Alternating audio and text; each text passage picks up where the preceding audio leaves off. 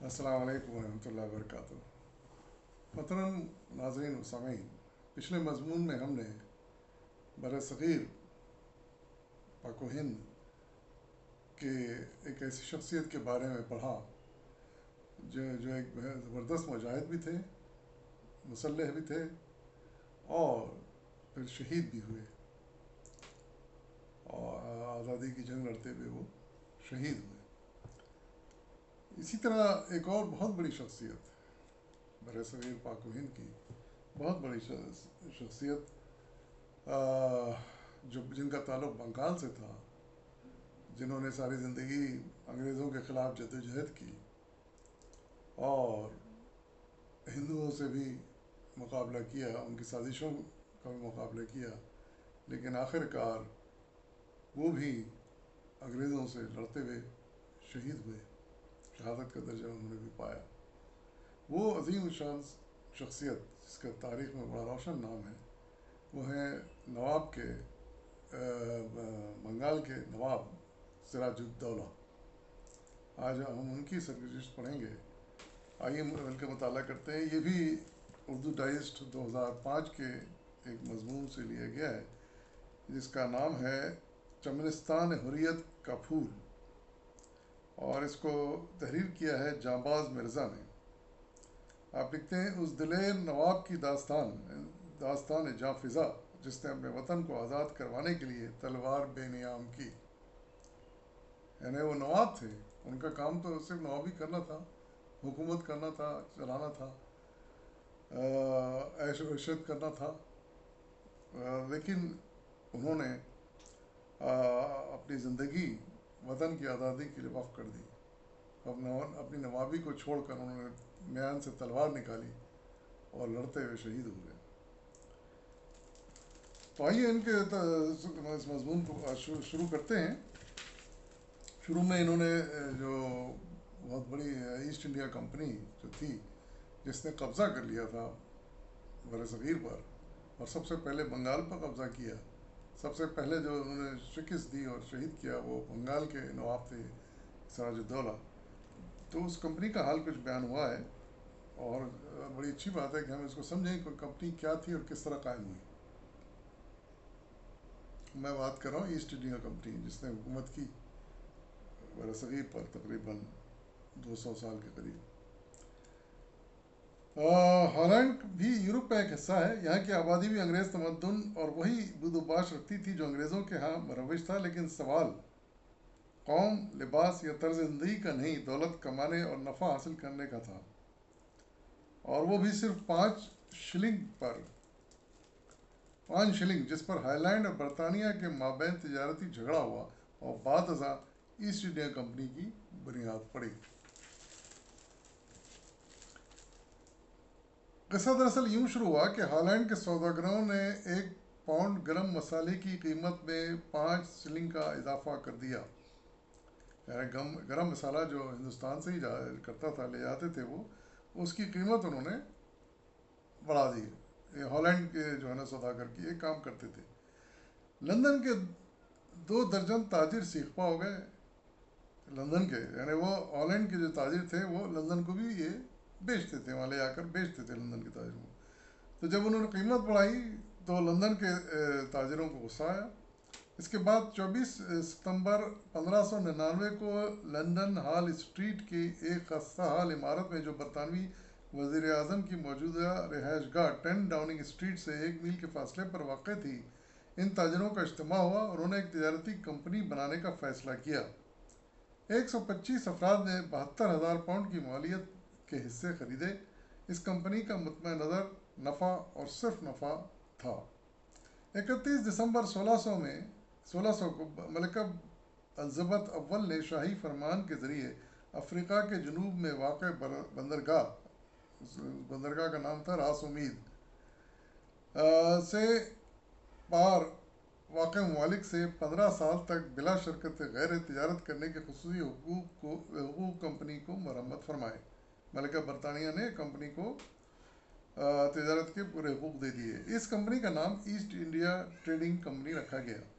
اب کمپنی کے ارکان بحری سفر کے ذریعے مختلف مقامات پر اپنے آپ کو کاروباری انداز سے منظم کرنے لگی۔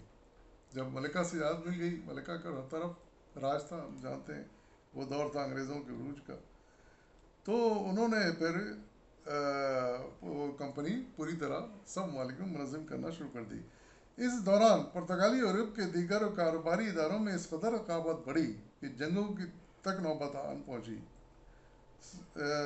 سوالی علاقہ صورت کے مقام پر پرتگالی فوج کو برطانوی فوج نے زبردست شکست دی، یعنی ہندوستان میں پرتگالی بھی تھے اور انگریز بھی تھے، تو یہ تجارتی جھگڑا یہاں بھی شروع ہو گیا، اور پھر برطانوی فوج نے پرتگالی فوجوں کو شکست دی۔ اس کے بعد شہنشاہ نور الدین جہانگیر کے دربار میں انگریزوں کا اثر و رسوخ بڑھ گیا۔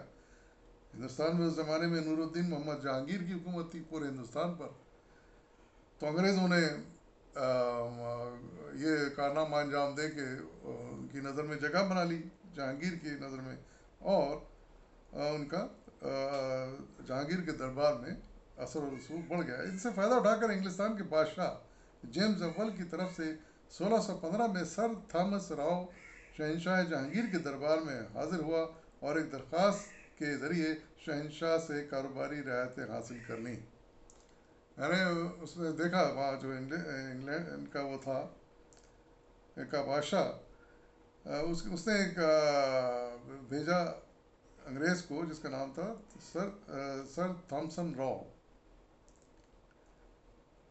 تو وہ جہانگیر کے دربار میں حاضر ہوا اور ریکویسٹ کی اس نے کہ ہمیں کچھ تجارتی سہولتیں ہندوستان میں دی جائیں اور زیادہ کی جائیں۔ ساتھ ہی اسے صورت میں ایک کوٹھی بنانے کی اجازت مل گئی، یعنی کوٹھی مطلب تجارتی اڈہ بنانے کی بھی جہانگیر نے اس کو اجازت دے دی۔ یہ ہے وہ منحوس گھڑی جب تجارت کے بہانے انگریز کے ناپاک قدم ہندوستان میں آئے۔ یہ قدم پھر ایسے جمے کہ 300 سال تک ملک کی تمام بہاریں غیر ملکی حکمران لوٹتے رہے۔ جب یہ رخصت ہوئے تو سارا ہندوستان خزاں کی ایسی زد میں تھا کہ پھر اس پر کبھی بہار نہ آئی۔ قومیں میدان جنگ میں ہلاک نہیں ہوتی، بلکہ قوموں کی تناسانی اور نشاط انگیز زندگی بھی انہیں موت کے گھاٹ اتار دیتی ہے۔ جب عنان سلطنت سنبھالنے والے بے لگام ہو جائیں تو وہ اپنے ساتھ سارا ملک لے ڈوبتے ہیں۔ یہ بہت بڑی حقیقت ہے۔ مغلیہ سلطنت کے سربراہ تجارت کی غرض سے ہندوستان نہیں آئے تھے، ان کا آنا اقتدار کی خواہش کا آئینہ دار تھا۔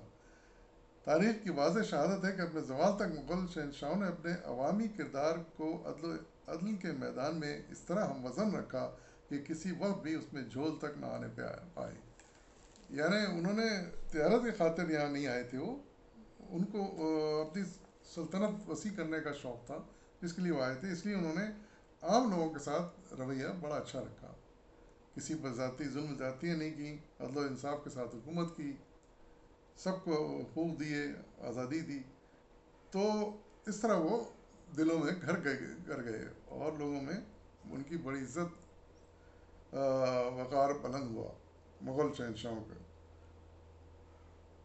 تو وقت ٹھیک رفتار کے ساتھ اپنے سفر پر رواں تھا کہ 1637 میں ایک اور انگریز ڈاکٹر بائیڈن ہندوستان آیا، جس نے شاہجہاں کی لڑکی جہارا کا علاج کیا۔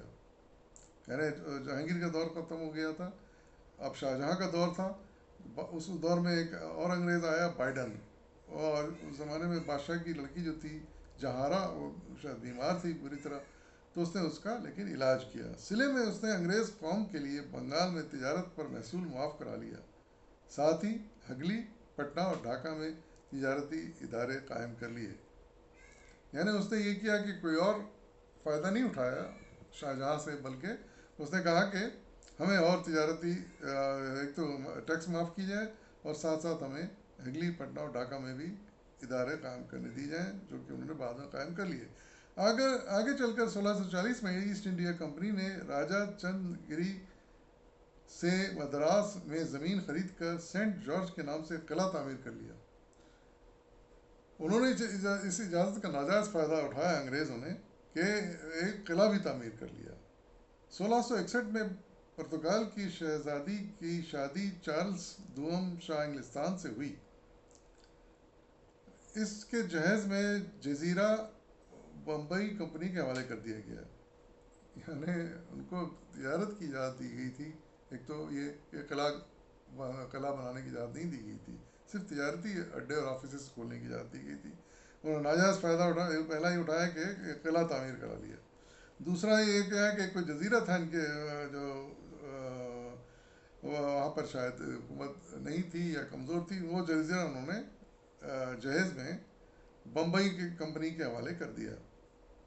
یوں غیر ملکی سوداگروں نے آہستہ آہستہ اپنے پاؤں ہندوستان میں پھیلانا شروع کر دیے. آج یہاں کل وہاں, پرسوں ذرا آگے اور اس سے پھر اور آگے.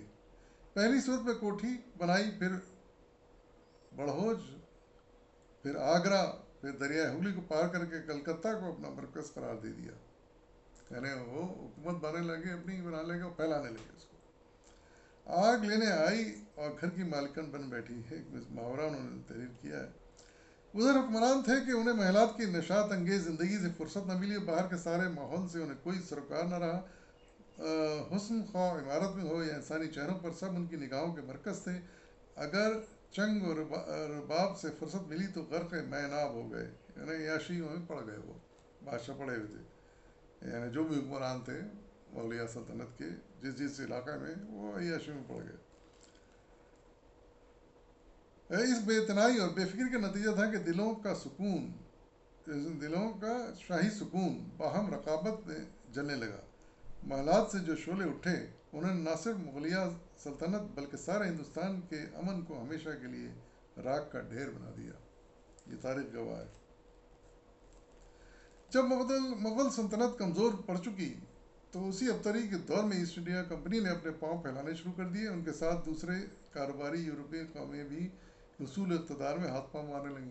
جب دوسری قوموں نے دیکھا, پرتگالی, بلندیزی, ہالینڈ والے, ان سب نے دیکھا کہ یہ انگریز اس طرح ہندوستان پہ آہستہ آہستہ قبضہ کرتے جا رہے ہیں, تو ہم بھی اسے کیوں نہ اس موقع سے فائدہ اٹھائیں. یہاں تک کہ ملک کے مختلف حصوں میں صوبے خود مختاری کا اعلان کرنے لگے. اس افراتفری سے فائدہ اٹھاتے ہوئے کمپنی نے نوابوں اور راجاؤں سے گٹھ جوڑ شروع کر دیا. یہ خاص ان کی چال تھی گوروں کی, انگریزوں کی, کہ وہ اہم لوگوں کو اپنے ساتھ ملاتے کا چلتے تھے. انہی دنوں 1756 عیسوی میں یورپ میں فرانسیسیوں اور انگریزوں کے درمیان جنگ چھڑ گئی. نتیجے میں دونوں قوم جہاں جہاں تھیں باہم الجھ پڑیں. اسی دوران لڑائی میں انگریزوں نے بنگال پر حملہ کر کے فرانسیسیوں سے ان کے تمام محفوظات چھین لیے. یعنی نہ صرف یہ جنگ یورپین اقوام میں, یعنی انگریزوں, پرتگیز اور ہالینڈ کے درمیان تھی, بلکہ انگریزوں کی جو جنگ تھی یہ فرانسیسیوں سے بھی شروع ہو گئی. وہاں پر شروع ہوئی یورپ میں ہوئی, لیکن یہ پھیل گئی انڈیا تک. تو آخر کار انگریزوں نے حملہ کر کے بنگال کو چھین لیا فرانسیسیوں سے, جس پر فرانسیسی حکومت بنا چکے تھے. خاص طور پر چندر نگر, جو ایک متمول اور بارونق آبادی تھی, آگے بڑھتے ہوئے پانڈیچری پر قابض ہو گئے. اگرچہ فرانس نے اپنے بہادر اور قابل جنریل گونٹ لالی کو ہندوستان میں انگریزوں کے مقابل بھیجا اور وہ خوب لڑا, مگر آخر کار 1740 میں اسے بری طرح شکست کھانا پڑی اور پانڈیچری کے مقام پر فرانسیسی جنرل کو گرفتار کر لیا گیا. تاریخ میں اسے کرناٹک کی جنگ کہا جاتا ہے. کرناٹک کی جنگ میں فرانس ہار گیا اور انگریز جیت گئے, اور 1763 میں دونوں ممالک فرانس اور برطانیہ کے درمیان پیرس میں ایک معاہدہ طے پایا, جس کی روح سے فرانس کے علاقے اس شرط پر واپس کیے گئے کہ فوجی اعتبار سے انہیں مزید استحکام کے لیے آئندہ کوئی کوشش نہیں کی جائے گی. اس معاہدے کے تحت جنگ ختم ہوتے ہی فرانسیسی اقتدار ہندوستان سے ختم ہو گیا. یعنی جنگ کے ساتھ ہی ساتھ فرانسیسی اقتدار بھی ہندوستان میں باقی نہیں رہا. فرانسیسی سے نجات کے باوجود انگریزوں کو ہنوز بنگال پر پوری طرح تسلط حاصل نہیں تھا. شہنشاہ اورنگزیب عالمگیر کے اثرات اس علاقے میں باقی تھے. اس نے مرشد قلی خان کو بنگال کا ناظم مقرر کیا. اب اورنگزیب کی حکومت آ گئی تھی ہندوستان میں, مغل بادشاہ, تو انہوں نے مرشد قلی خان کو بنگال کا ناظم مقرر کیا. اورنگزیب کے وفات کے بعد عملی طور پر فرمانروا بن بیٹھا. ابھی پوری طرح سنبھلا نہ تھا کہ بہار کے حاکم علی وردی خان نے بنگال کو فتح کر لیا. وہ اس علاقے کے لیے بہترین حاکم ثابت ہوا. علی وردی خان, اس نے بدیشی विदेशी लोगों के मुकाबिल गरीब और हम वतन सौदागरों की इमदाद करना शुरू कर दी और साथ ही यूरोपियों की निगरानी करने लगा। उसकी तमाम हरकत पर गहरी नज़र रखी उनकी तमाम हरकत पर गहरी नज़र यानी यूरोपीय अक़वाम उनके तजारती अड्डे और ताजरों पर उसने नज़र रखनी शुरू कर दी, क्योंकि ज़ाहिर है कि वो साजिशें करके फिर हुकूमत पर कब्ज़े करते थे।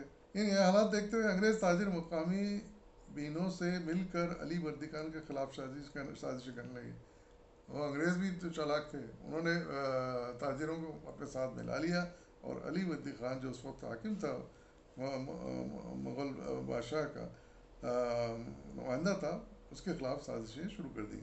नवाब वर्दी खान के पीछे से मराठों के हमले का भी डर था। इस इंतज़ामी उमूर के बाद वो गैर मुल्कियों का पूरी तरह से दबाव न कर सका। ये कशमकश जारी थी कि 1756 में उसका इंतकाल हो गया, अली वर्दी खान का। उसकी अनान इक़्तिदार उसके नवासे अली वर्दी खान के नवासे सिराजुद्दौला ने संभाली। नवाब ने मरने से पहले सिराजुद्दौला को वसीयत की थी।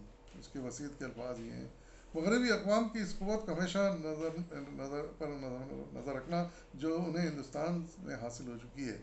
अगर मेरी उम्र का पैमाना लबरेज ना हो चुका होता तो तुम्हारे संदेशे को भी हमेशा के लिए ख़त्म कर देता। अब इसकी तकमील तेरे ज़िम्मे है। मेरे चिराग एक ही वक्त में मुखालिफ क़ुव्वतों को तबाह करने की कोशिश न करना, सबसे पहले अंग्रेज़ों की क़ुव्वत को तोड़ना। सुनो बेटा, इन्हें सिपाही रखने और किले तामीर करने की इजाज़त न देना। अगर ऐसा हुआ तो बंगाल तुम्हारा नहीं रहेगा। बड़ी उसने वाज़ेह नसीहत की मरने से पहले अपने नवासे को। सिराजुद्दौला अपने ख़ानदान में हैरत अंगेज़ सलाहियतों का मालिक था। तख्त संभालते ही पहले अपने ख़ानदान वालों से निपटना पड़ा। वो अपनी चची बेगम घसीटी और चचाज़ाद भाई शौकत से जंग आज़मा हुआ। इनसे फ़ारुग हुआ तो मराठों का ख़तरा बदस्तूर था। अंदरून खाना भी कई अफराद मारे आस्तीन बने हुए थे। इनको ठिकाने लगाया तो असल दुश्मन का पता चला कि अंदरून खाना सारा खेल तो अंग्रेज़ खेल रहा है। इस दौरान अंग्रेज़ कलकत्ते में तामीर करदा अपने किले फोर्ट विलियम को मज़ीद मजबूत करने लगे। इस पर सिराजुद्दौला ने अंग्रेज़ों को ख़त लिखा। उसके अल्फाज हैं कि हमने तुम्हें एक ताजिर समझ कर खुशामदीद कहा था। ये मकसद हरगिज़ न था कि तुम यहाँ आकर किले और मोर्चे बनाने लगो। लिहाजा हम तुम्हें हुक्म देते हैं कि सब फ़ौरन तोड़ दिए जाएँ। 29 सितंबर 1755 में ये उसने ख़त लिखा था अंग्रेज़ों को, मगर वो बाज ना आए। इन्हीं दिनों नवाब सिराजुद्दौला का मुलाजिम किशन चंद कसीर रकम लेकर अंग्रेज़ों की पनाह में चला गया। नवाब ने अंग्रेज़ों से उसकी वापसी का मुतालबा किया तो उन्होंने इनकार कर दिया। इस पर सिराजुद्दौला ने गुस्से में आकर अंग्रेज़ों पर हमला करके कलकत्ता छीन लिया। कलकत्ता पे वो काबिज़ हो गए थे अंग्रेज़, लेकिन सिराजुद्दौला को जब गुस्सा आया तो ज़बरदस्त हमला किया और अंग्रेज़ों से कलकत्ता छीन लिया। सिराजुद्दौला की शहादत। लेकिन इस कामयाबी का उम्र देर पा साबित न हुई। जैसे ही मद्रास में ये खबर पहुंची कि कलकत्ता अंग्रेज़ों से छिन गया है तो अंग्रेज़ अमीर उल बहर वाल्टन ने दांत पीसते हुए कहा, उसके अल्फाज हैं: सिराजुद्दौला, मैं तुम्हारे मुल्क में जंग की वो आग लगा दूंगा कि गंगा का पानी भी उसे न बुझा सकेगा। यानी उनकी सोच देखें, उनकी फ़िक्र देखें, उनका बुग़्ज़ देखें। इसके साथ ही अंग्रेज़ फ़ौज के सिपह सालार लॉर्ड क्लाइव ने मद्रास से कलकत्ता पहुंचकर खुफिया तौर पर नवाब की फ़ौज के सिपह सालार मीर जाफ़र और उमाचंद और उसे हस्ब झैल एक खुफिया मुआहदा तय कर लिया।